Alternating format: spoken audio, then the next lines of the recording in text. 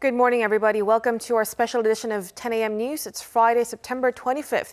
Coming to you live from our studio in Seoul, I'm Kim Mo-kyun. In light of the South Korea's 72nd Armed Forces Day, we will have partial live coverage of the nation's ceremony from the Army Special Warfare Command in Icheon following our newscast.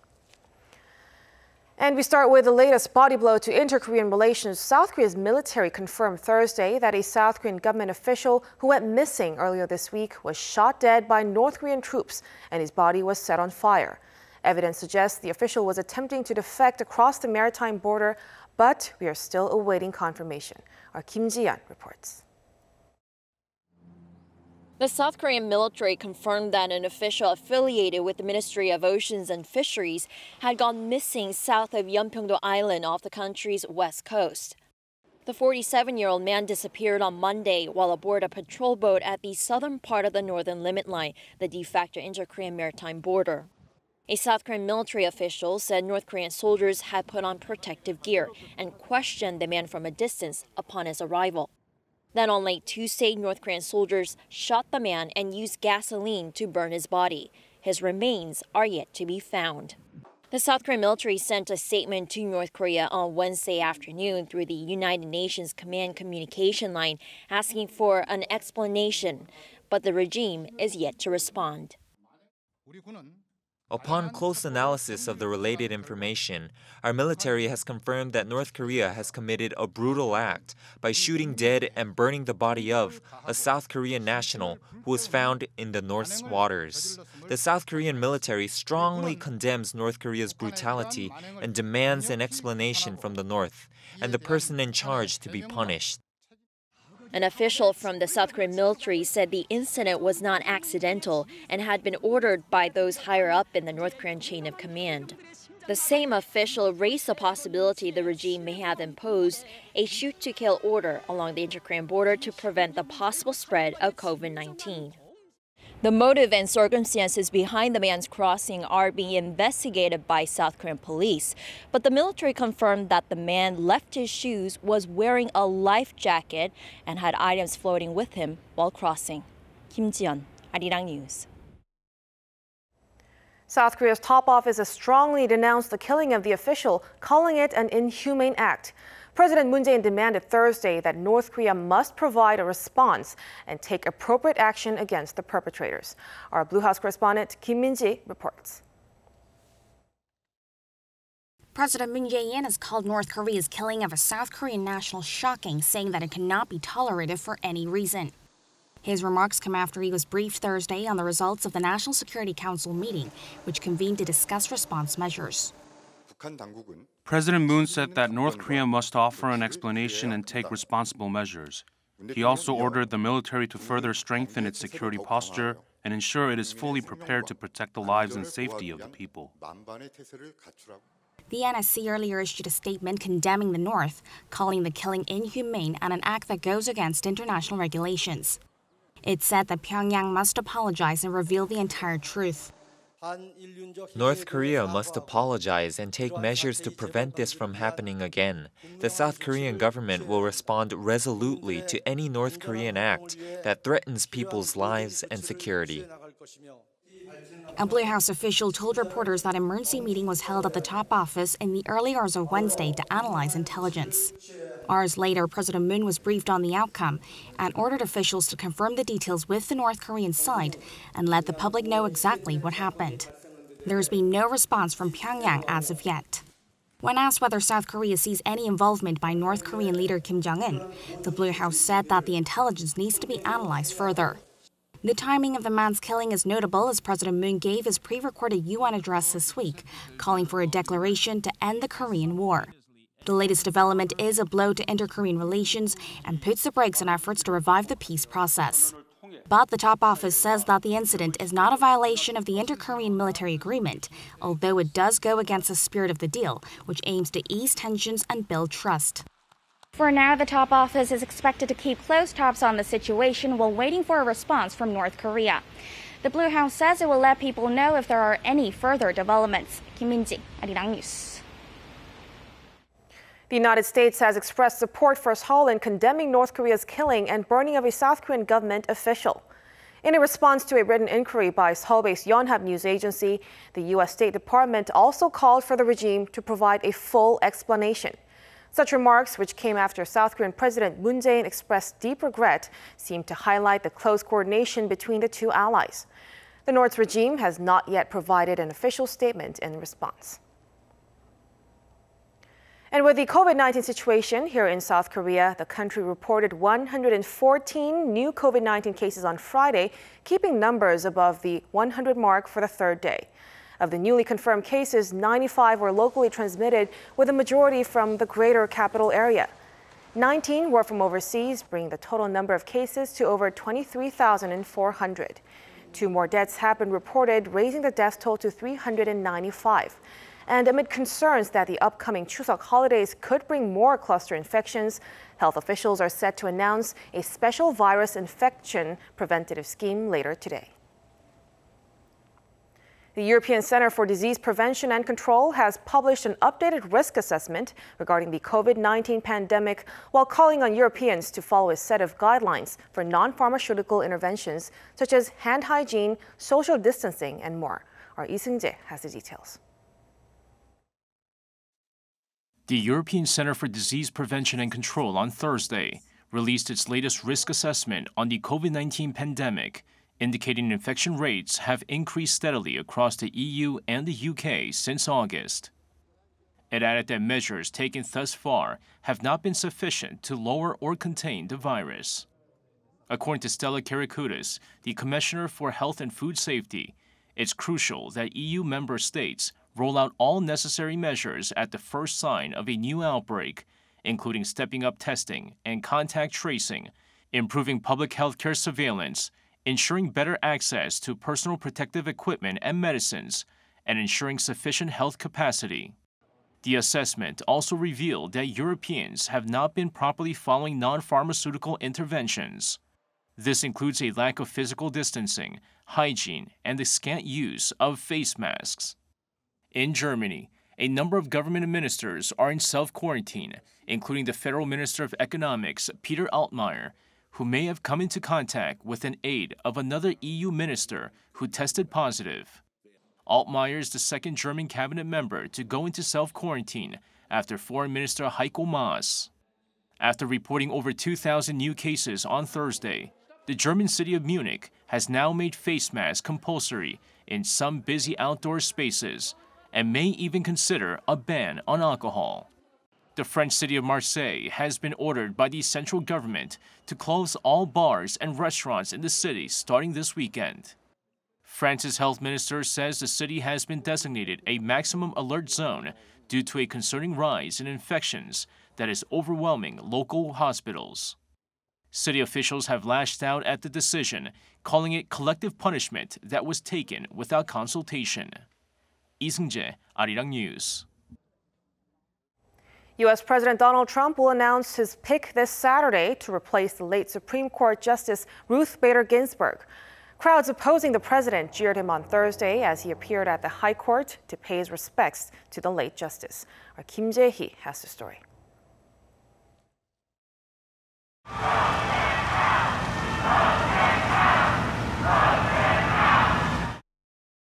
President Trump was met with boos and chants as he stood in silence at the U.S. Supreme Court to honor the late Justice Ruth Bader Ginsburg. Her body was lying repose at the High Court for the second day on Thursday. Crowds nearby shouted "Vote him out" and "Honor her wish," slamming the president's plan to announce on Saturday his nominee to replace the late justice. Democrats opposed this, demanding the winner of the November 3rd election name the nominee. Ginsburg reportedly told her granddaughter just days before she died last Friday that her wish is to not be replaced until a new president is installed. President Trump has suggested that Democrats may have written this statement. Trump's push for a new justice before the election is stirring up controversy, especially as he refused on Wednesday to commit to a peaceful transfer of power should he lose to Joe Biden, citing his concerns over mail-in voting. Will you commit here today for a peaceful transferal of power after the election? We're going to have to see what happens. You know that I've been complaining very strongly about the ballots, and the ballots are a disaster. President Trump also said he thinks the election will end up in the Supreme Court, which watchers say may explain his rush to nominate a replacement for Ginsburg. I think it's very important. I think this will end up in the Supreme Court, and I think it's very important that we have 9 justices. On Thursday, the White House sought to clarify President Trump's remarks. The president will accept the results of a free and fair election. But the press secretary said President Trump wants to get rid of mass mail-in voting, which he insists will lead to enormous election fraud. Kim Jae-hee, Arirang News.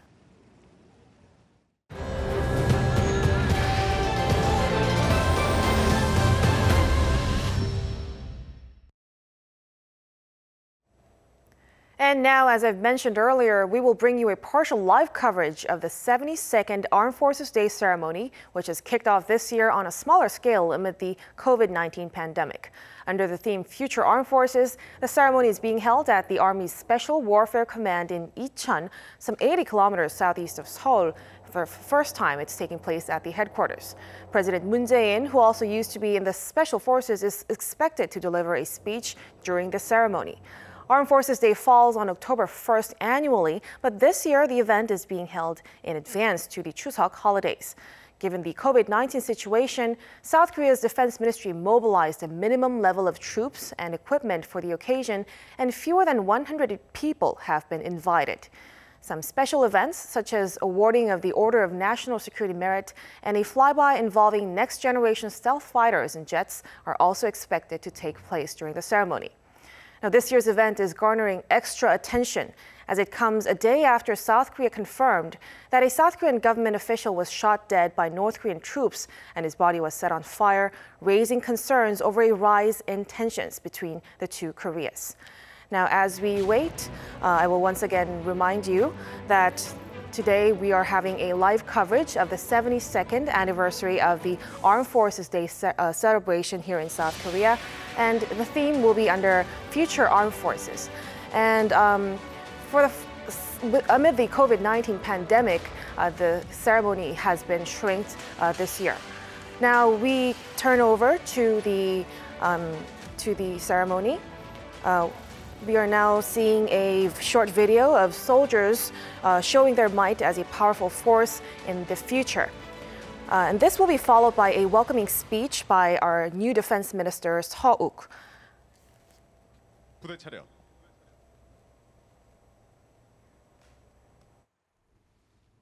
네, 차렷. Next, Minister of National Defense will deliver his welcoming speech. 충성! 한영석! 부대열 중시오. 부대열 중시오. 열중! 슛!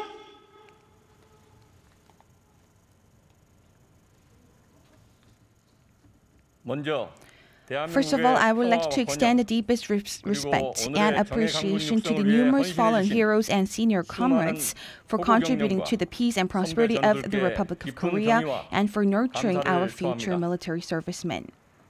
And I would also like to thank President for hosting the 72nd Armed Forces Day. In addition, my thanks also goes to all of the distinguished guests who are here with us to encourage our servicemen. And my support and my thanks also goes to the public who are ceaselessly providing deep support for our military men as well. And above all, even at this moment on the land, in air, and in the waters, and also in foreign territories, there are many members of our armed forces who are exerting their full efforts to achieve their own missions, and my thanks goes out to them once again. This year's event has been being hosted here at the Special Warfare Command for the first time.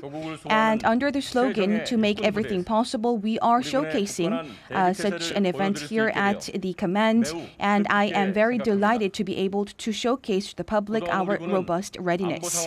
Up until now, despite the series of transformations in security, we have been carrying out our full missions. Based on the robust alliance between the Republic of Korea and the U.S., which has been also described as the steadfast alliance of defense readiness, we have been able to respond completely to any threats. And we are also supporting these alliances with the strong power of our government.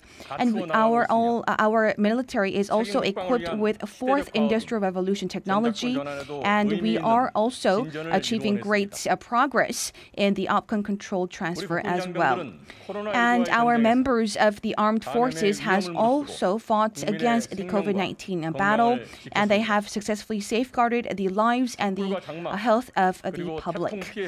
And they also cared for the public, and they served as the armed forces of the people, even at restoration projects under typhoons and torrential rainfall and wildfire as well.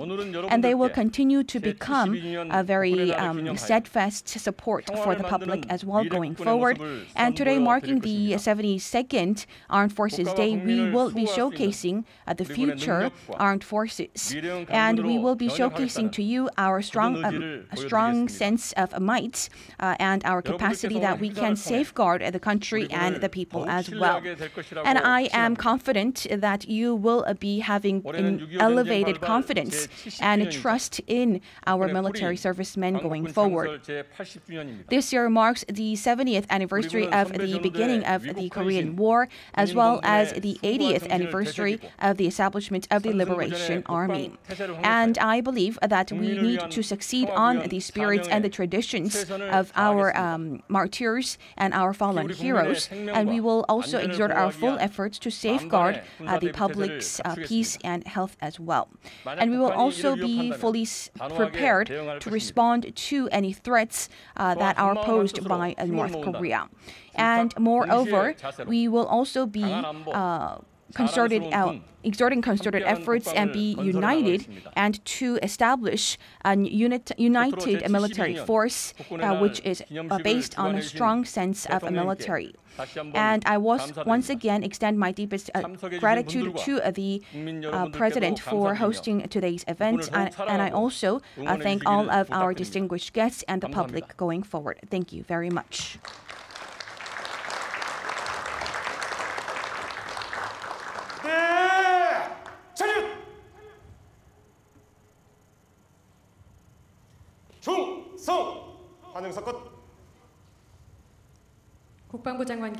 The minister will now move back to his seat. Next, we have government medals to be awarded to individuals and military units that have contributed to securing national safety. All awardees, please move to the stage.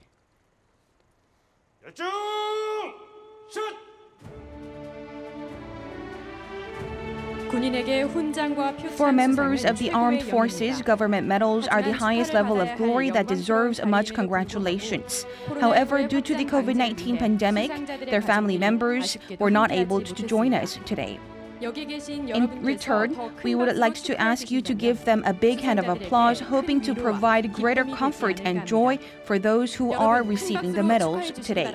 Ladies and gentlemen, please give them a big hand. The President is now moving to the center of the stage. Salute the President. At ease. The President will now move to the left to present the medals.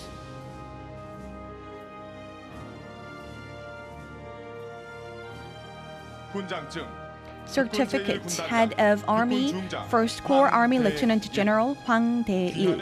The above person has contributed greatly to security, national security, and thus the following medal is awarded in accordance to the Constitution. Order of National Security Merit, Kuksan Medal, September 25th, 2020, the President. The Army 1st Corps, led by the Lieutenant General Hwang Dae-il, has contributed to maintaining the readiness along the DMZ. The medal is being worn around the neck and the badge attached to the left chest.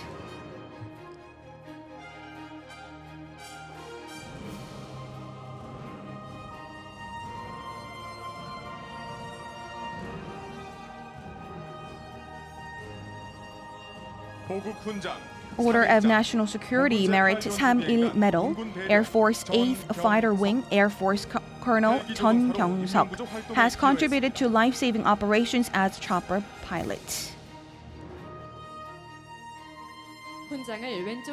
The medal is being attached to the left chest.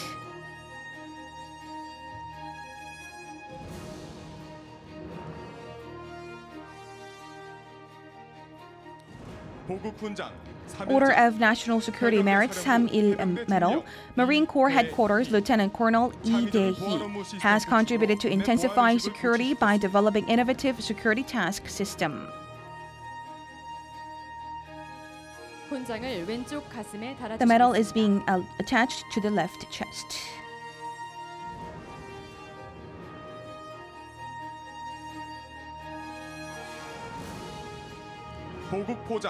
National Security Medal, ROK Fleet Command Marine Master Chief Petty Officer Kwon Yong-hee has contributed to enhancing the capacity of petty officers. The medal is being attached to the left chest.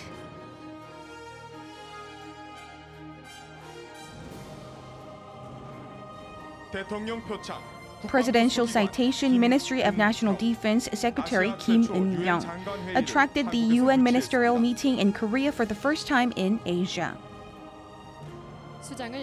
The citation is being attached to the right chest. Next, we have the awarding for military units. Presidential Military Unit Citation, Army 5th Infantry Division. The citation is awarded as all military personnel, including the commander of the unit, has diligently carried out their duties. September 25th, 2020, the President. Army 5th Infantry Division has contributed to excavating the war remains at the Arrowhead Hill. The badge is being attached to the unit flag. Presidential Military Unit Citation, Army 3rd Airborne Brigade. The 3rd Airborne Brigade has contributed to developing a theater ballistic missile response strategic capacity. The badge is being attached to the unit flag. Presidential Military Unit Citation, ROK Fleet Command. The ROK Fleet Command has successfully carried out missions to safeguard the nation's territorial waters. The badge is being attached to the unit flag.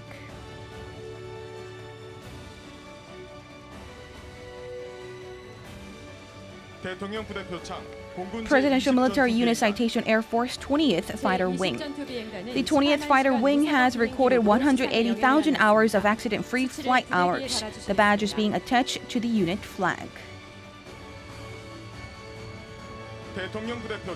Presidential Military Unit Citation, Armed Forces Medical Command.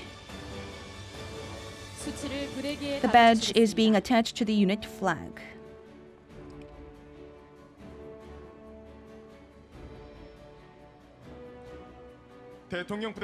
Presidential Military Unit Citation, Korea Armed Forces Nursing Academy.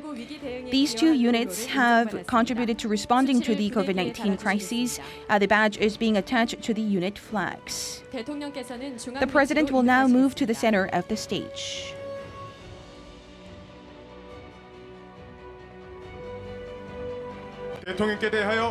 Salute the President. At ease. The President will now move to the podium to deliver his commemorative speech. Please give them a big hand. And please also give a big hand for the Defense Installations Agency ROK 1st Corps and 21st Infantry Division, 56th Infantry Division, Navy Submarine Force Command, and Air Force Logistics Command who are not able to join us due to COVID-19. Troops, attention. The President will now give his commemorative speech.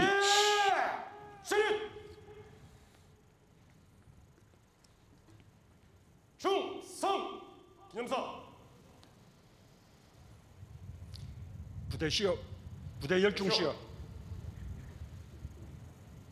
열중! 쉬어! 쉬어!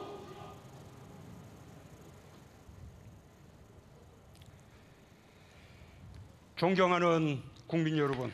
Fellow Koreans, members of the armed forces, for the first time in our history, we are celebrating the 72nd Armed Forces Day here at the Army Special Warfare Command. I am very delighted to be able to celebrate the very occasion with the members of the armed forces and to showcase to the public the future vision of our armed forces. Even at this moment, there are many men and women in uniform who are contributing to national security and promoting peace globally. My thanks also go out to the UN war veterans, Korean war veterans, as well as the U.S. Forces Korea. We shall never forget that today's Republic of Korea is established on the sacrifice of our patriotic martyrs. I extend my deepest respect to the fallen heroes and their families, and in particular, the 478 heroes of the Special Forces who sacrificed their lives while on a mission. Fellow Koreans, Special Forces are those who represent the country's Special Operations Forces.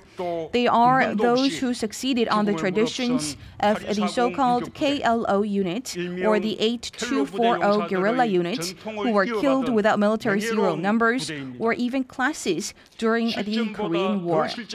They have great confidence through severe and tough drills, and their spirit of making it possible becomes not only the power of successful missions, but also helps to engrave great pride in the people's hearts as well. Just like the roots of our armed forces was the Liberation Army, the Special Forces history also began with the Liberation Army. In April of 1945, the agents of Eagle of the Liberation Army conducted the Eagle operation together with the U.S. intelligence unit OSS under the belief to achieve the liberation of their homeland. They trained themselves into 38 Special Forces members equipped with techniques of explosion, gunnery, mountain raid, and other tough drills. While their efforts did not lead to actual operations due to the surrender of Japan, the spirits of the Liberation Army, which planned to become the bridgehead of liberation by flying like eagles, are being succeeded with the future members of the Special Forces. The Marine Special Operations Forces, focusing on the core strength of the Cheonghae unit, conducted the missions of the Gulf of Aden, showcasing their capacity to the world. The Sea Salvage and Rescue Unit is also equipped with high-class underwater operations capacity, being able to safeguard the people's lives and properties under extreme disaster conditions. The Special Air Rescue Team is also ready to rescue the lives of other pilots, even under severe conditions, while combat controller teams will be the ones to penetrate into the enemy's territory first to provide the groundwork for mid-air operations. The Marine Special Search Unit, which serves as the eyes and ears of the amphibious forces, and thus the members of the Special Forces are indeed irreplaceable elite members of our armed forces. During time of peace, they safeguard the lives and properties of the people, and they risk their lives to carry out their duties and missions. And I am indeed very proud of our members of Special Forces. I believe the people will also feel the same. As the Commander-in-Chief and as your seniors, I extend my deepest trust and affection to you all, members of the armed forces. Securing robust defense readiness does not call for a differentiation on the front lines. This year, especially with the COVID-19 and natural disasters, we were faced with new security threats, and they have exerted their full efforts. The National Defense Swift Support Team has mobilized all possible resources for quarantine. And in vulnerable regions, 32,000 service members have took part in the quarantine support operations. Masks as well as other medical equipment have been flown with the fighter jets to nationwide medical facilities, as well as Korean compatriots living abroad, and we have successfully helped the return of our compatriots home. And they also stood at the forefront of the recovery works for flooded regions as well.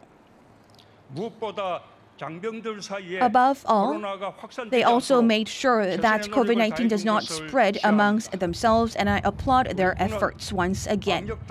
Our military has elevated and toughened the measures of quarantine, and they have responded successfully to the quarantine efforts, and they have always prioritize their own comrades and the home country. At a time when we are just ahead of our Chuseok holidays, many of the servicemen in uniform are also exerting their full efforts, and there are also many family members who are enduring with a long sense of longing with restrictions in vacations and visits, and I also extend great comfort to you all.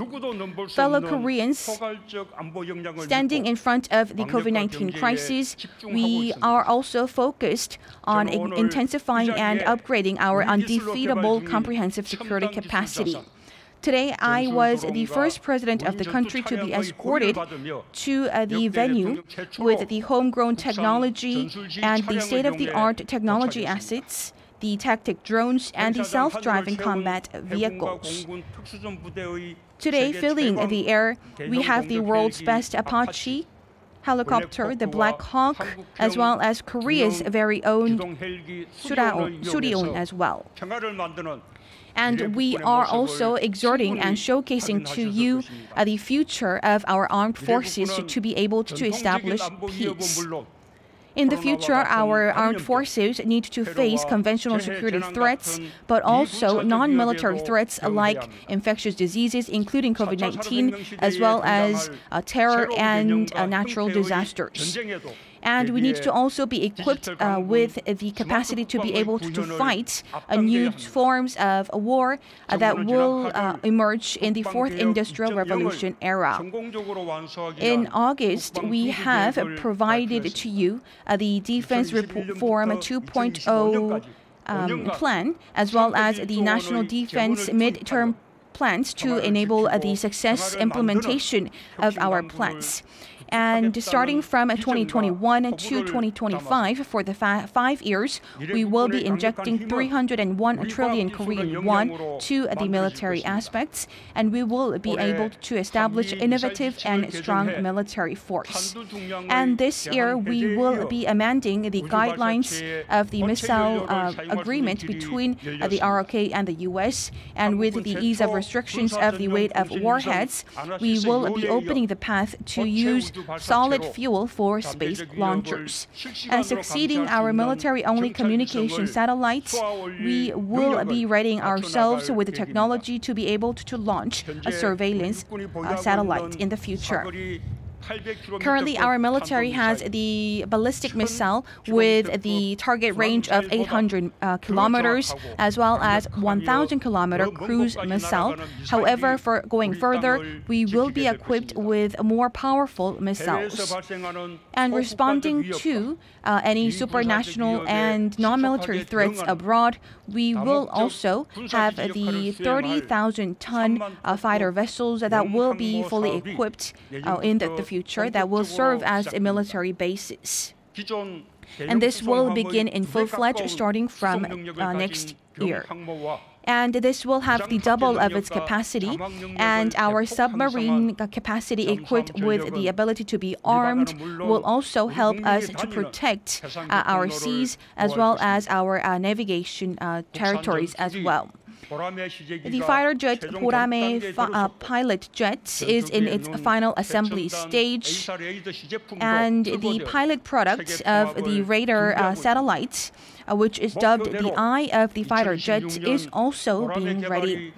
And if we complete the development of the Borame pilot jet by 2026, as we have the goal right now, the Republic of Korea will become the world's 13th country to be equipped with high-level fighter jets developed with homegrown technology. Our robots, drones, and autonomous cars, as well as other technologies of the Fourth Industrial Revolution, including AI, will be equipped with our combat systems. And the small surveillance robots, unmanned search vehicles, as well as unmanned submarines, commissioner and the communication drones, and as well as the attack drones will be also mobilized to replace our servicemen as well. The government will also reflect the midterm plan of the national defense and the national defense reform 2.0, and these will be reflected in the defense budget that has been submitted to the National Assembly for 2021. And the amount of budgets amounts to 52.9 trillion Korean won, which is up by 5.5% from this year.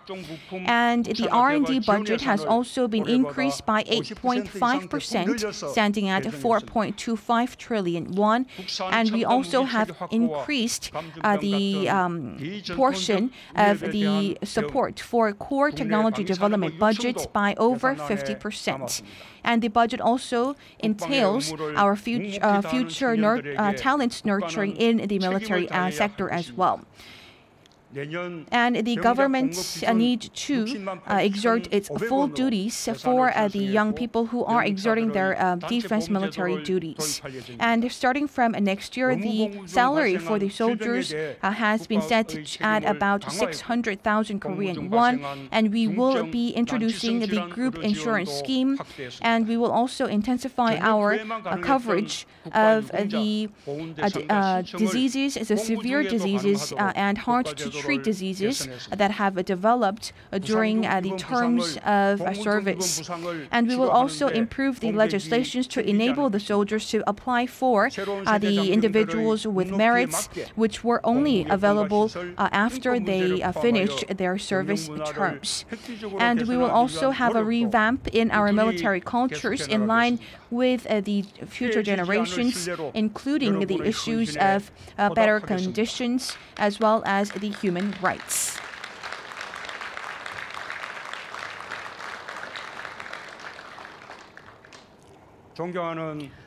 Fellow Koreans and members of the armed forces, this year marks the 100th year of the victory of the battles of Bongho-dong and Cheongsan-li. Our Independence Army, starting from the grand victory of our Independence War, we have conducted ceaseless armed battles, and these spirits of victory are being succeeded to the future generations as well. There is no differentiation in day and night in securing the homeland, and this cannot be entrusted in anyone else.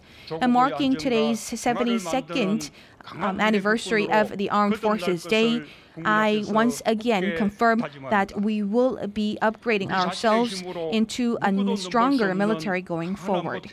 We will be having a stronger readiness and more robust readiness so that we can safeguard our own peace here on our land. The government and the military will intensify our readiness, and meanwhile, we will also respond directly and firmly to any threats that put at risk the safety and the lives of our public.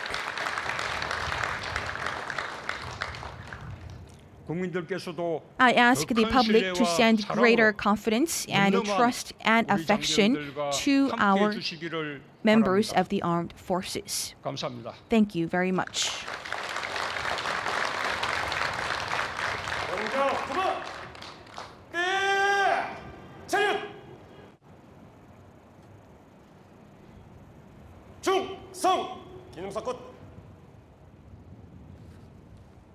The president will now move back to his seat.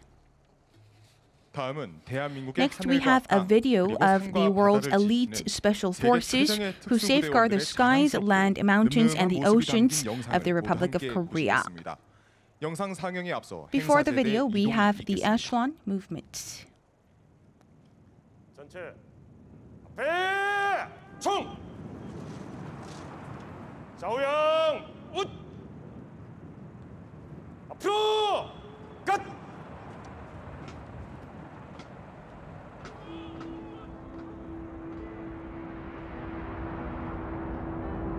My dedication.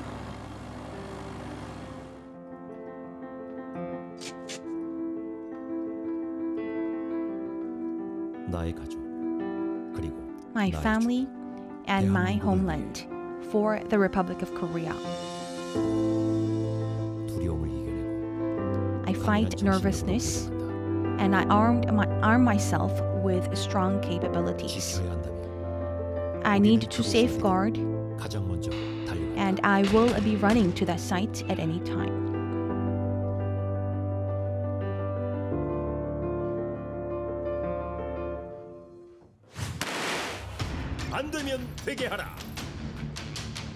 Make things possible, securing the skies, the land, and the mountains, and the seas. We have the Armed Forces Special Operations Command. Nothing's impossible. Having a spirit of challenge, beyond the seas, we have the UDT Sea. Going beyond and going deeper into the sea, safeguarding the lives of the public, we have the Navy SSU.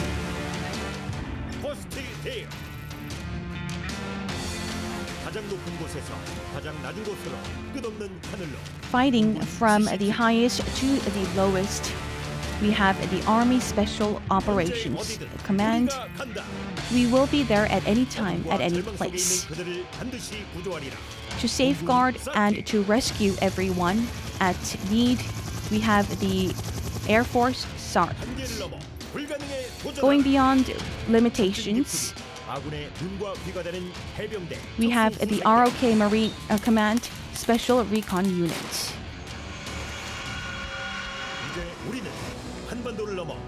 Now we will go beyond the Korean Peninsula and to achieve world peace. Responding to comprehensive threats, we will have the world's best elite special forces. Going beyond limitations, the future armed forces.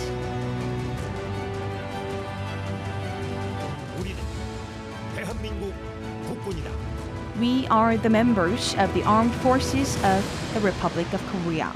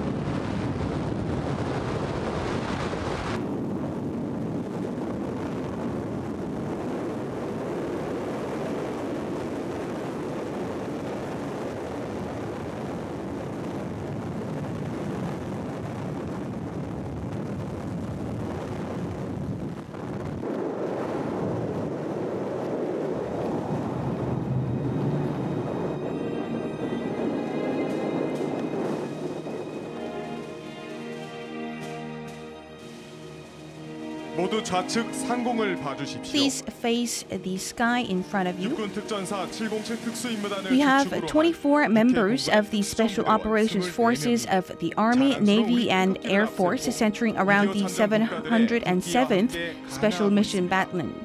With them, they have our proud taegeuk as well as the flags of the 22 UN member states that have fought to safeguard our country 7 decades ago.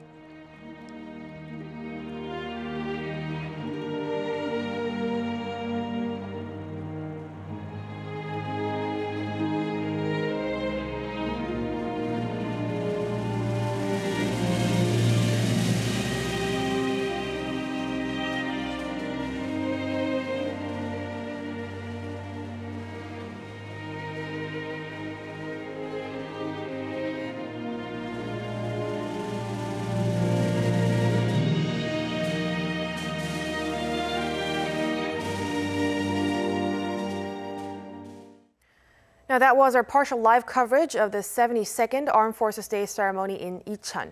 And to give you a short wrap-up, President Moon Jae-in stressed the importance of a robust defense readiness in South Korea in order to maintain and strengthen peace in the peninsula. And he also pledged to sternly react to any actions that could pose threat to the security of South Korean nationals.